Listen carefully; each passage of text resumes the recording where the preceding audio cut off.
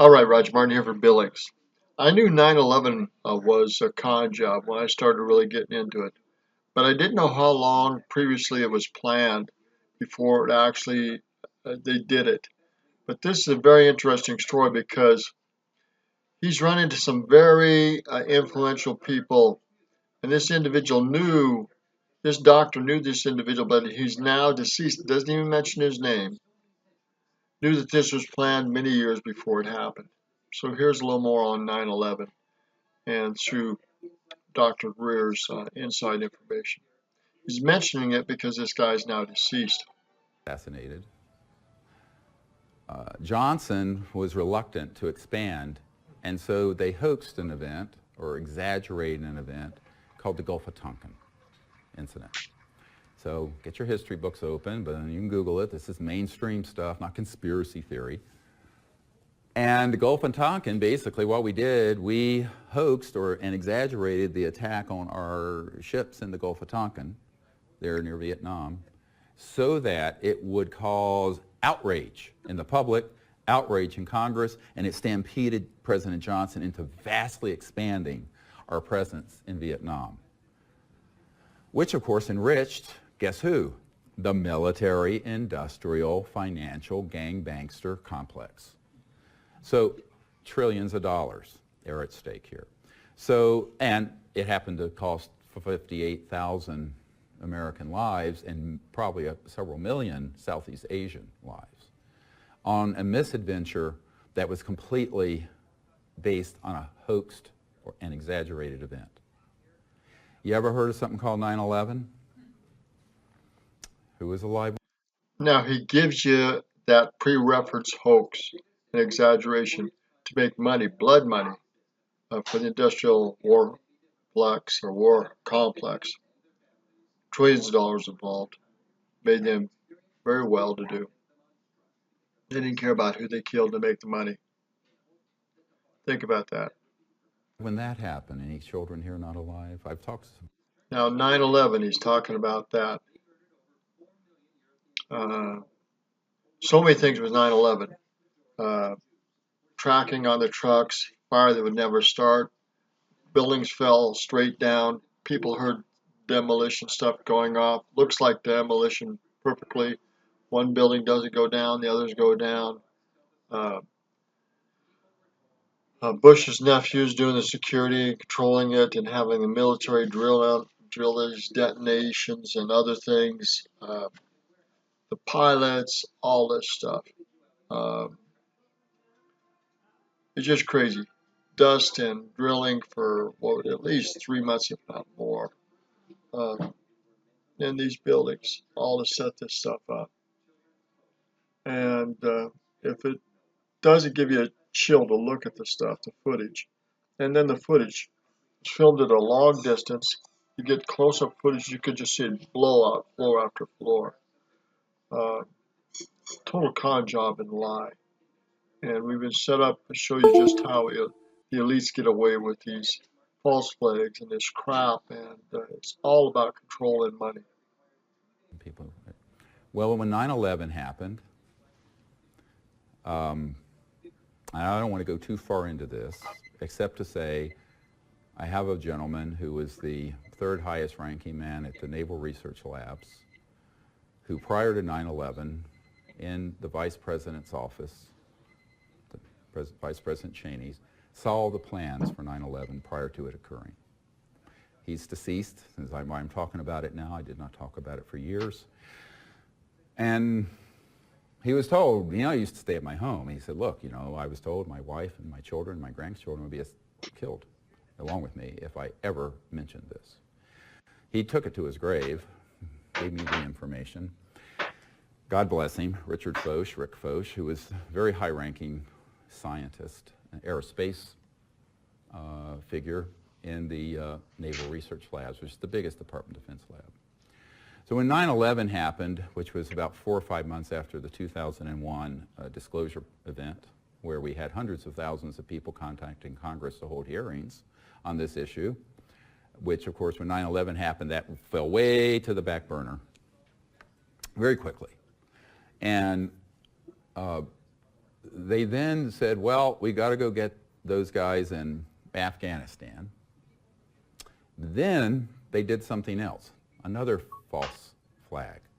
They concocted false intelligence, yellow cake, remember the story of yellow cake, uranium out of Africa. They made up all these stories. And they put poor Colin Powell up before the UN holding a vial of anthrax and other biological and chemical weapons, saying that Saddam Hussein in Iraq had these. He did not. And he was put up there thinking that he was being provided accurate intelligence when he was not. And there are people on the inside who have come forward saying that they knew that that intelligence was wrong or very likely wrong. But based on that, we went into Iraq.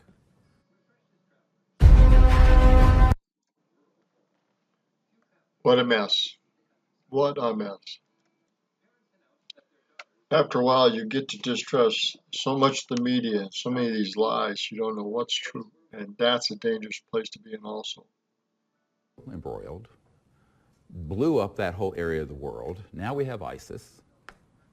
And this was all planned and known with malice aforethought. So we don't have to reach back thousands of years with Trojan horses and machinations of Machiavellian psychopaths who have been militarists in the course of human history. We only need gaze back from Vietnam to today to see the extent to which these false flag operations, hoaxed events, exaggerated threats can stampede a populace and the Congress and the presidency into very dangerous and bad decisions. Now, the mother lode, the sort of the crown jewel of that kind of event is what has been planned assiduously since the 1950s, and that is a threat from outer space that is alien, that would unite the world around a military junta, a militarism, that would put all of humanity together, but against one or more extraterrestrial races. Now that plan, which they came up with in the 1950s, has been very carefully rolled out. And as you know from my friend Carol Rosin, who was Werner von Braun, the man who invented the rocket for Adolf Hitler, the V-2 rocket, and who then was brought in under Operation Paperclip by the OSS into our intelligence community and into our aerospace program after World War II. She said that on his deathbed, he said, look, first they had this plan, there would be the Cold War, and we could have had peace with the Soviet Union. Then there would be nations of concern and global terrorism. This we put out prior to 9/11, by the way.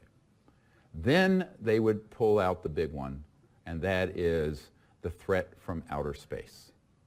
And it's all a lie. And that's what he kept saying, it's all a lie.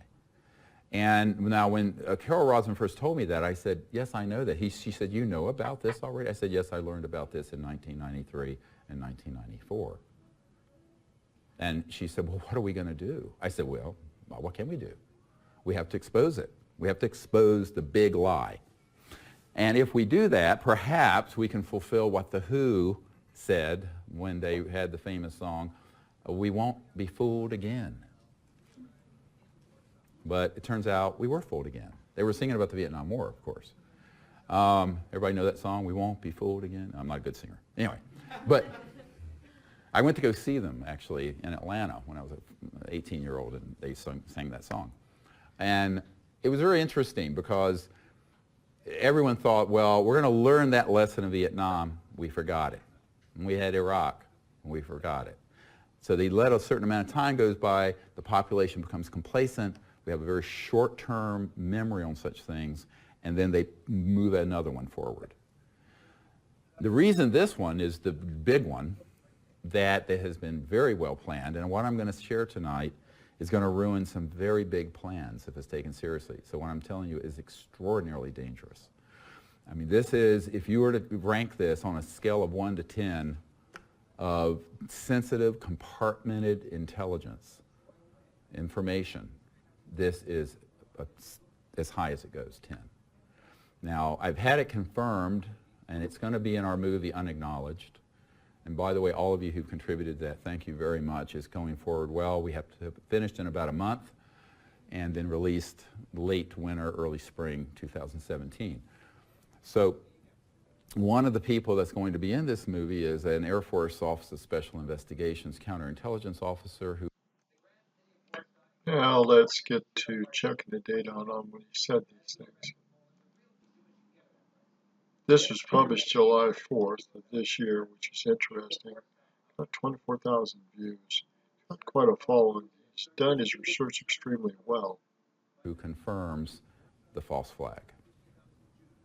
Name, rank, serial number. Confirms the military's involvement in staging the abductions of humans, making it look alien.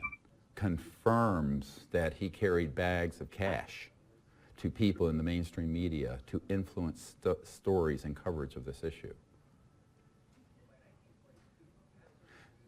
And that's not the only data point we have. The key thing to understand here, I'm discussing all of this because I don't know how much time we have. And releasing a full-length feature film takes some time. But this needs to get out now because we have a new president coming in. That's why I'm here. And it's rolling down the track. This plan is on track. Now, when they began to discover, and I want to put this into three categories. You have assets that are material, stagecraft. And let's call these advanced aircraft of man-made origin, all right? And I'm going to show you some tonight. And it will blow your mind, and it should. But things like this. Man-made, anti-gravity, going all the way back to the late 50s and 60s. Triangular, disc, boomerang, etc.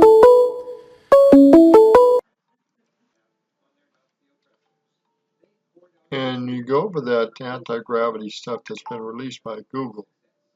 You look at the dates on when these people started working with this. Some of these patents are clear back into the 70s. And that is 20 years after they discovered it and started knowing it and using it. That's 20 years after the fact they started discovering it and using it. 20 years. And then you get this released in last year, I believe it was, or the year before, 2018, 2017. You're looking at another 20 years plus that they've actually released the patents on this. So you're looking at 40 years plus the time when they've actually used this anti-gravity stuff and this technology. 40 years plus.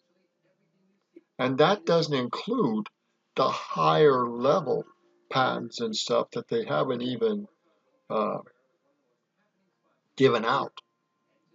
You got to understand that the patent office is a con job to steal patents from people that are getting too close to some of the truths they don't want. They steal that stuff, they stop it, threaten people. This stuff is so multi-level that it is sickening. The world's experts on that issue is in the audience today, and I want to acknowledge him, by the way, Michael Schratt, who spent decades studying this and has put together, by far, the most comprehensive dossier and research that I have ever seen on the issue, and that's why he's here in the audience. Do you want to... Now, what you need to understand is the gentleman I referred to and other people have confirmed this time period to me, that around October 1954, we attained gravity control. So gravity control means... Gravity control, October 1954. October 1954. Some of these patents come out in the later 70s and 80s. Wasn't actually released and given to the public until 2017, 2018.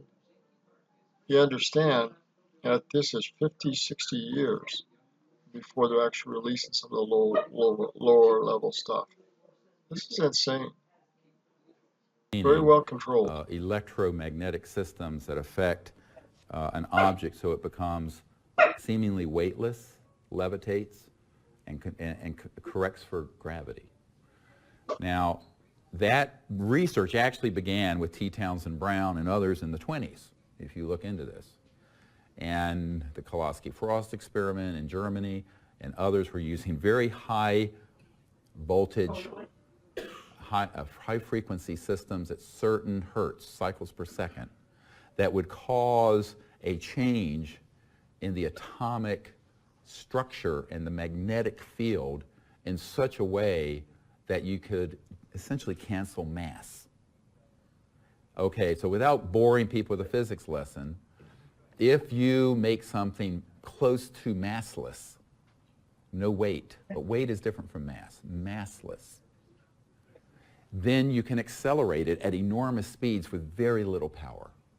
And it can go right-hand turns, go up and down, and if you can control for the interior at 1G, in other words, one gravitational field, then you can go at 100,000 miles per hour, make a right-hand turn, and your brains don't come out of your ears, which was what would happen in a jet aircraft.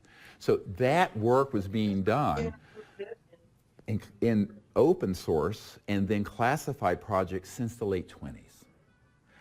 The secret weapon that we had was the atomic bomb. The secret weapon Adolf Hitler was working on was this. Okay. And the so-called Nazi bell, they never got it stabilized. Now, so it would lift up, it'd move around. We have video footage of it. It'll be in the film, actual footage. However, they never got it stable enough to do a lot with it. So Werner von Braun, Hermann Oberth, and others who'd worked at Pinatubo and these other facilities for the Germans in World War II were brought into, instead of being executed, like many Nazis were, they were brought into our intelligence community, into our aerospace community. And some of them, unfortunately, took it over from inside. So in a sense, we're living through the Fourth Reich. We defeated World War II, was the Third Reich, Nazis, but they learned to, instead of clumsily stumbling around doing it that way, they went subterranean. So the globe today is a Fourth Reichian fascist order. Now, I say... Now you understand what he's saying here. They took it over from the corporations and from these elite groups. And the Fourth Reich continues. But what he hasn't told you, and what other people will tell you, is not only did they take it over the power from these elite groups controlling it, but they also took over in this solar system and tried to take out things outside of the solar system as well. This is a lot more crazier than any movie you'll ever see, sci-fi movie you'll ever see. These people have taken over Navy intelligence, military intelligence, industrial complex, and they have worked with aliens and back engineering as much technology as they can because they are powerful elite groups that are power hungry and they don't care what it takes to control all power and military, economical, intellectual, psychological. You get into the Reich, the Fourth Reich, and these other people that survived the Third Reich that are elite groups, including the Bushes and other individuals. And it is astounding how much control and power they have. Say this with no pleasure, and I am not speaking hyperbole.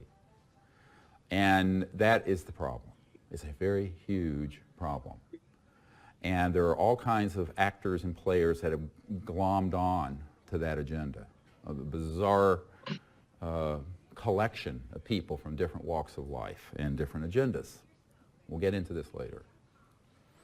But the secrecy around this issue has only been partial.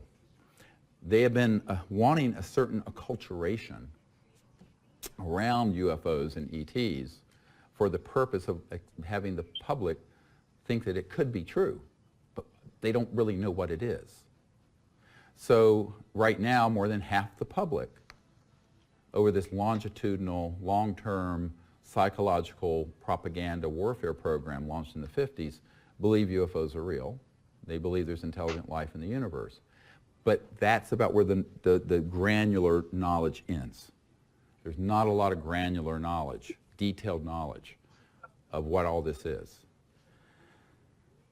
And the truth is that this area of anti-gravity, let's call it, for pop culture usage, EMGs, electromagnetic gravitics, gravity control, this became the focus of the aerospace industry and actually was reported open source in aerospace journals in the late 40s and early 50s, and then it went all black. This is a documented fact. Why did it go black? Because they finally figured out how to Late 40s and 50s, and then it went black, went underground, because they actually figured out how to use it. master it, and they didn't need to have more people joining in. So they wanted to close off that discussion. Are you going over? So in October 1954, gravity control was mastered, and we began to build various prototypes of what the public would call UFOs. And some were made to simulate the shape, appearance, and motion of an extraterrestrial vehicle. Because what better way to confuse people than to have something that looks almost the same? Is it gold? Is it fool's gold? Is it real? Is it Memorex? Get where I'm going here? This is how the spy masters operate. And luckily for them, and unfortunately for us, with the absence of the fourth estate and independent science and independent oversight from the public interest, the way with enormous deception since the 50s. So I call those the assets that are material physical craft. Now that's one category. We'll return to this. There's another category, and this is more difficult to understand, and that is electromagnetic assets. And these include electromagnetic systems that could optically, like a very advanced hologram, simulate an event. Electromagnetic systems that have been called popularly electronic warfare systems that are psychotronic and radionic that interface with consciousness and thought.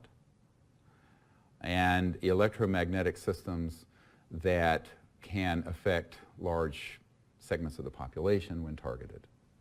Now these began to be developed quite in an advanced fashion by the 40s and 50s. And by 1956, it had been accomplished to the point of state-of-the-art. So about a year after I was born. And then the other asset, the third category, is human intelligence, human assets.